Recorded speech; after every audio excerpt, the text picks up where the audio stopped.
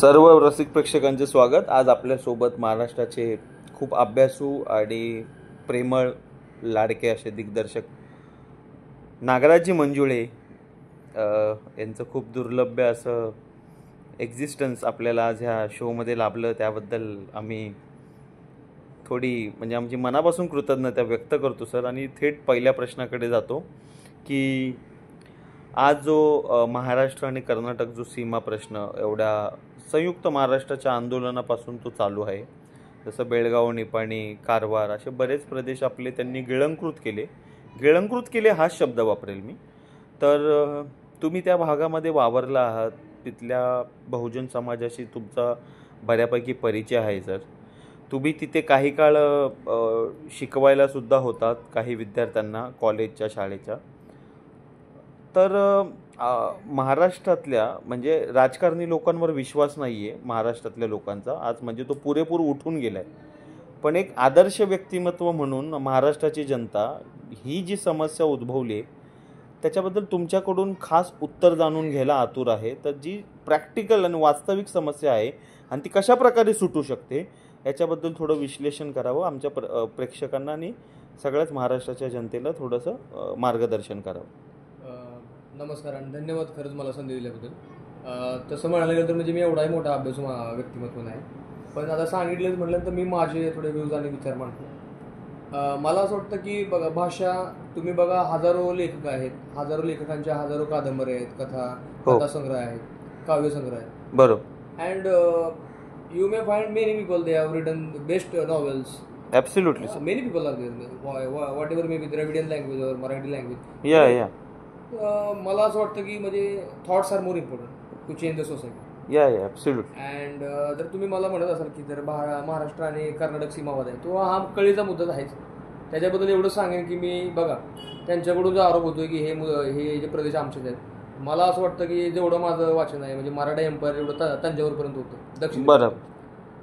तुम्ही सरप्राइझिंगली तुम्हाला सांगतो म्हणजे कर्नाटक राज्य हे जे आहे ना, हे स्वतः एक वैविध्यपूर्ण राज्य आहे। म्हणजे तिकडे तेलुगू खूप प्रमाणात बोलली जाते, कन्नड त्यांची म्हणजे मुख्य भाषा आहे, कोकणी आहे, तुळू आहे आणि बेंगलोरी मराठी सुद्धा त्यांची भाषा आहे। तर तुम्ही म्हणाल बेंगलोरी मराठी कशी काय, तर बेंगलोरी मराठी म्हणजे महाराजांच्या काळात जे त्यांच्या वस्त्या वसल्या गेल्या ती लोक अजूनही लिहित आहेत, म्हणजे ते मराठी बोलतात, त्यांचा थोडासा वेगळा स्लँग आहे, पण आपल्या मातीतलीच माणसं आहेत, त्याचा सुद्धा अभ्यास केला मी।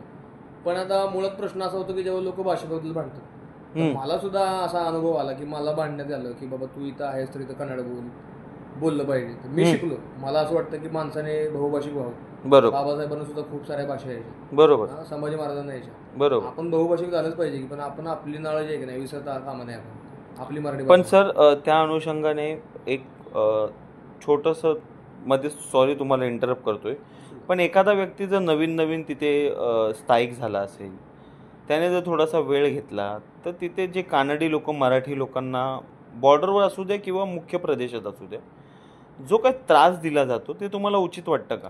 नाही, नक्कीच। म्हणजे मला असं वाटतं हे चुकीचं आहे। म्हणजे आता बघा, आता मी जर म्हटलं की आपल्या मराठी बांधवांवर तिकडे जर अन्याय होतोय हे चुकीचं आहे, तसंच काही लोक म्हणतील मग मुंबई सुद्धा काही लोक म्हणजे त्याच्यावरती अन्याय करतात, म्हणजे इथल्या भैयांवरती वगैरे। पण आता मुळात प्रश्न आहे की म्हणजे एखादा माणूस जर त्या नवीन प्रदेशात गेल्यानंतर त्यांनी नवीन भाषा अडॉप्ट केली का नाही, पहिल्या दिवशी तुम्ही जर त्याच्या गळ्याला पकडून तुम्ही म्हणाला बोला, मला वाटतं जगातल्या कुठल्याच माणसाला जर्मन बी येणार नाही, स्पॅनिश बी येणार, बरोबर। तर मला असं वाटतं की बोलता आली पाहिजे भाषा नवीन प्रदेशनी, पण त्याला थोडा वेळ देण्यात आला। आणि भाषेवर म्हणजे भांडण्यापेक्षा मला असं वाटतं की समोरच्या माणसाला जाणून घ्या। आणि भारतातला कोणताही माणूस कुठेही जाऊ शकतो, त्याला व्यक्तिगत स्वातंत्र्य आहे आणि कलम आर्टिकल 29 प्रमाणे मला असं वाटतं प्रत्येकाला आपली भाषा आणि लिपी जपण्याचा अधिकार आहे। बरोबर। तर सर आता तुम्ही जो राज्यघटनेचा दाखला दिला त्याच बेसिसवर मला असा एक प्रतिप्रश्न विचारायचा आहे की राज्यघटना हे जे कम्युनलिझम आहे किंवा जो लिंग्विस्टिक मॅटर्स आहेत, भाषिक अस्मितेवरून जो भांडणं निर्माण होतात, तर संविधानानुसार आपण या गोष्टी कशा सॉल्व्ह करू शकतो? बघा, खरं आहे मुळात म्हणजे कसं आहे, काही गोष्टी कर्तव्यांमध्ये येतात, काही गोष्टी हक्कांमध्ये येतात। बरोबर। मुळात लोकांना हक्कांचंच पडलेलं आहे आणि कोणाला कर्तव्यांचं पडलेलं नाही। अगदी एकदम बरोबर मुद्दा बोलले। खरं सांगतो मी, म्हणजे मला असं वाटतं की बघा, आपली मराठी भाषा जी आहे का नाही आपल्याला बोलता आली पाहिजे, पण आपलं कर्तव्य सुद्धा आहे की आपल्याला इतर भाषा सुद्धा आल्या पाहिजे। बरोबर आहे सर। मग त्यांनी आपल्यावर किती अन्याय केला ह्यापेक्षा मला असं वाटतं की आपण सुद्धा बहुभाषिक होता आलं पाहिजे। बरोबर। आणि अन्याय कोणावर करू शकत नाही, खरं सांगतो मी, कारण की प्रत्येक सजीवाला भारतातल्या कुठेही जायचा अधिकार आहे, कुठेही व्यवसाय करायचा अधिकार आहे, आणि त्या अनुषंगाने मला असं वाटतं जी गरीब माणसं उत्तरेकडून दक्षिणेकडे जातात बरं त्यांच्या भागात त्या सुविधा आहेत ते मला असं वाटतं लोकशाही अपयशी ठरलेली आहे तिथं. म्हणजे मला असं बरोबर वाटतं. तुम्ही जर भारताला दोन नर्मदा नदी पलीकडचा प्रदेश जर म्हणाल तुम्ही उत्तर भारत आणि दक्षिण भारत विंध्याच्या पलीकडचा विंध्येच्या पलीकडे म्हणजे आणि अलीकडचा सुपीक जमीन आहे आणि सुपीक जमिनीचा एवढा वापर त्यांनी पुरेपूर केला. म्हणजे त्या मला खोलात जायचं नाही. बरोबर त्या लोकांना प्रगल्भता मिळालेलीच नाही, त्या लोकांना विकासच मिळालेला नाही. बरोबर ती लोक स्थलांतर होणारच आहे. ती गरीब लोक आहेत, त्यांनीच मला असं वाटतं की भारतातली जी अर्थव्यवस्था ती जपून ठेवलेली आहे. बरोबर त्यांच्यावर अन्याय होता कामा नये. मी एवढंच नक्की म्हणेन की महाराष्ट्रातल्या इतर लोकांनाही मराठी बोलता आली पाहिजे. तो बरोबर माणूस किती जुना आहे याची पण खातरजमा करण्यात यावी. ठीक नवीन आलेला माणूस आहे त्याला आपण लगेचच त्याच्यावरती दबाव आणणं मला असं वाटतं म्हणजे बरोबर वाटत नाही. बरोबर आणि मगाशी तुम्ही जे सांगितलं की मला खूप साऱ्या लोकांनी कन्नड भाषेबद्दल विचारलं, तेव्हा मला जेव्हा येत नव्हती भाषा, आता मला बऱ्यापैकी म्हणजे मी कन्नड भाषा बोलतो. हो मग तेव्हा मी भरपूर लोकांना विचारलं की बाबा तुम्ही मला हे करताय ना, मला एक सांगा गिरीश कार्नाड कोण आहे. मराठी माणूस आहे बरोबर पण त्यांनी साहित्य दिलं कन्नड भाषेत. बरोबर सुधा मूर्ती चांगलं उदाहरण आहे, त्यांना बरोबर. दोन्ही भाषा येतात. परत आणि मगाशी तुम्ही तो फार छान उल्लेख केला सर, ते पंचम द्रविडी. हा मी म्हणजे सांगायचं विसरलो. खरं तर द्रविड भाषा म्हटलं की आपल्याला वाटतं मल्याळम म्हणजे मल्याळम, हो तमिळ, तेलुगू आणि कन्नड. हा असं नाही. हा आपल्या मराठी भाषेला म्हणजे खरंच मुळात आहे ना नर्मदेच्या दक्षिणेकडचा प्रदेश ह्याला द्रविड स्थान म्हणतात. बरोबर. आपण सुद्धा दक्षिण भारतात येतो. बरोबर फक्त आपल्या मराठी भाषेची जी लिपी आहे का नाही ती आपण देवनागरी केलेली आहे. ओके. त्यामुळे आपली जी लिपी आहे ना ती मुळात द्रविडीन भाषेला मॅच होत नाही, पण आपल्या भाषेला पंचम द्रविडीन भाषा म्हणतात. कारण की आपले मराठी शब्द जे आहेत ना उत्तरेकडच्या भाषेत न सापडून आपल्या भाषेतले 40% शब्द तुम्हाला कन्नड आणि तेलुगू भाषेत सापडतील. अरे बापरे तुम्हाला दाखला देतो. अरे बापरे. आणि सर किती छान मुद्दा उपस्थित केला तुम्ही. आणि दुसरी बाजू अशी पण आहे की संस्कृतला मराठीची जननी म्हणतात आणि प्राकृतमधल्या ज्या भाषा आहेत ते पंचम द्रविडियन पण मराठीला म्हणतात. खरं म्हणजे हे संस्कृत जे आर्य किंवा अनार्य किंवा द्रविडियन किंवा आर्य आणि प्राकृत आणि संस्कृत म्हणजे मराठी सगळ्या प्रदेशांचं सिंथेसिस घडवून आणते. पाली सुद्धा त्यामध्ये आहे. हो. खरंच. प्राकृत भाषा आणि संस्कृत भाषा दोन्हीचं सिंथेसिस घडवून आणणारी आपली मराठी भाषा आहे. तुम्हाला अजून एक गोष्ट सांगू का? हा अजय सर, अतुल तुम्हाला बोला, माहिती बोला. आहे, अजय अतुल. हा हा तुम्ही उत्तरेकडचं म्युझिक बघा, त्यांचं वाजवण्याची पद्धत, तुम्ही साऊथचं म्युझिक बघा आणि तुम्ही आपलं संबळ बघा. ओके. अहो हे दोघांचं कॉन्फ्लुएन्स आहे म्हणजे संगम आहे मला वाटतं. हम्म. तुम्ही बघा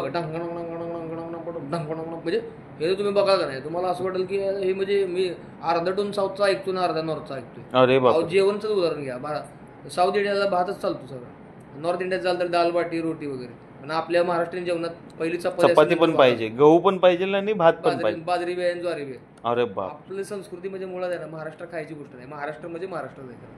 तुम्हाला सर म्हणजे जास्त महाराष्ट्रीयन मुली आवडतात का कानडी वगैरे? खरं तर लग्नाबद्दल म्हणजे बघा हा म्हणजे थोडं म्हणजे असं इनडायरेक्टली मी पर्सनल याच्यामध्ये गेलो, असं काय नाही बघा प्रत्येकाचं एक पण म्हणजे खूप सगळ्या महाराष्ट्राला तुमच्या लग्नाची आतुरता आहे त्यामुळे विचारलं. पहिलीने मला काय दाखवलं वाटलं त्याच्यावर तुम्हाला माहित असेल आता काय आवडीच राहिलं नाही. पण मला असं वाटतं की मला लहानपणापासून लग्नाची आवड आहे. दक्षिण भारतातल्या मुलीशी लग्न करायची माझी जाम इच्छा होती. मला अजूनही असं वाटतं की अशी संधी जर मला चालून आली म्हणून तर मी सैराट आपला जे आहे का नाही पहिला कन्नड म्हणजे बनवल्यानंतर लगेच रिमेक त्याचा आपला मी कन्नडमध्ये बनवतो. आणि माझी जर अजून इच्छा होती की म्हणजे मल्याळममध्ये म्हणा किंवा तमिळमध्ये तुमचा स्वभाव सर एवढा म्हणजे त्याला काय बोलतात जॉली आहे ना की तुम्ही म्हणजे की कानडी पण करू शकता की मराठी पण करू शकता आणि तेवढं म्हणजे सामर्थ्य आहे तुमच्यामध्ये. धन्यवाद. ओके. ह्याच नोटवर आता आपण आपला कार्यक्रम संपूया. सरांचे भेदक आणि खूप मार्गदर्शक विचार असे ऐकून आमची सह्याद्री वाहिनी आणि महाराष्ट्राचे रसिक प्रेक्षक यांचं नक्कीच प्रबोधन झालं असेल. आणि आता थोडं सरांना वाचनाचा वेळ देऊया कारण सरांसाठी reading is next to breathing आहे. तर धन्यवाद सर, थँक्यू सो मच.